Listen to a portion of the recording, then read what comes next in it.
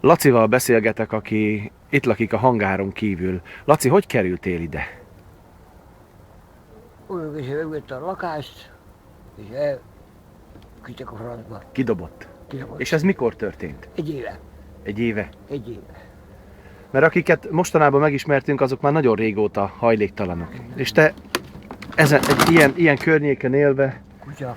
kutyák, rengeteg pillepalack. Nem bántanak.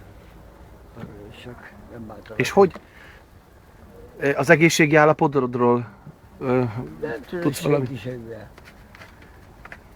Az, hogy vagyok, az készül, addig vagyok. Ha még egyszerűen folyik, akkor már nem kell tovább feljönni velem.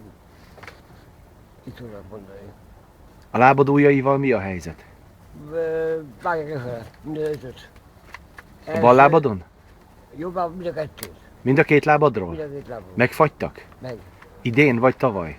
Igen. Most? Igen. Hát lenne, ha valami olyan emberek, akik tudnak neked segíteni, mit üzennél nekik? Mire lenne szükséged? Hát... Szükségem annyian nincsen semmire.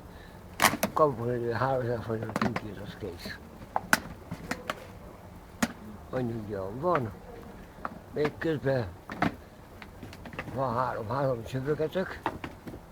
Ilyen lábbal söprögetsz? Ilyen lábon. És ez megy? Meg lehet oldani? Meg oldom én ezt.